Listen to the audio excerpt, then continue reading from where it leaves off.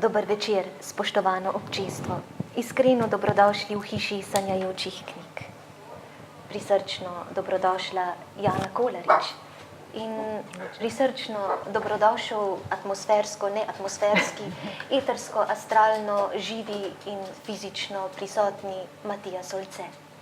Dobrodošli. Čemu bi se uprli despotstvu finančnega kapitala, se vprašam? Čemu ne bi govorili s tem, kar zamolčimo? Zakaj, le zakaj ne bi nastopali kot statisti, zavrnjeni, nalagani, slepi služabniki elitizma, mačizma, militarizma?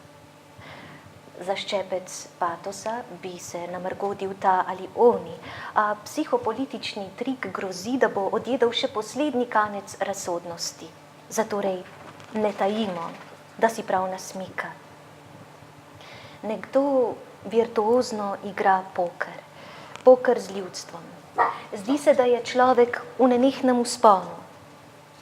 Jana Kolarič je komunikatorja številka 1, kakor ga je nekoč imenoval gospod Lorenci, vklenila v razkošje rim, sonetnih rim. Vsi predsednikovi sonetje izsmejejo tisto, kar vse neznosneje boli. O, da, kako boli in mora boleti. Spoštovana Jana, tvoj pesniški etos je neomajen. Stihi bi mogli utelesiti pahljačo drugačne možne resničnosti, a tedaj bi dušili tisto, kar odganja v izmaličeni spomin. Tvoj vzkrik je svarilo. A malo, mora biti pa celo ne tako malo, tudi manifest, mar ne? Tudi manifest, ja. Čeprav sem ga šele naknadno napisala, ko je ta knjiga že izšla, se pravi, tega manifesta ni v knjigi. Se mi pa zdi, da dobro izraža vse to, kar sem pravzaprav želela. Mini manifest pesmi Korist.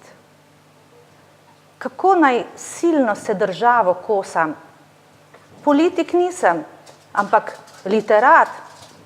In zanje jasno, male literat. Kobila pa Kovačeva je bosa. Ne, nočem lažnega preroka vloge, le pesem dajem. Nisem kandidat in up gojim, če tudi ni pomlad. Zadajam nedosežne si naloge. Oči odpirati, trdno zaprte, ponižane tešiti in zatrte. Vsak dan se bojevati za resnico. Oteti svobodo, vržena v temnico. Brez želje po oblasti ali volje. Storiti kaj, da bi lobil kuri bolje. V tej bežni utoplitvi med dvema poledenitvama se nam je zgodil predsednik, ki je nadstrankarski, dialoški, konstruktiven, slišimo. Že kot prvokategornik v lastni sredini je spravljivo sprejemal udarce političnih nasprotnikov, vemo. Zdi se, da je v bitki za vnovični tron nepremagljiv. Nepremagljiv. Oblast utegne biti dokončni preizkus mere človeka. Kaj je to predsedniška funkcija? 9 prosilcev trka ji na vrata. Vsak misli, da je kot ustvarjen zanjo. Prejel jo bo po trdem bojevanju. Za njo se grebejo, kot da je zlata. Tako je bivši standarde ji znižal, okradel spoštovanja jo, kulture, da le še hira, štete so ji ure in vsak nihče lahko se ji približa. Vsega je kriva neustrezna raba.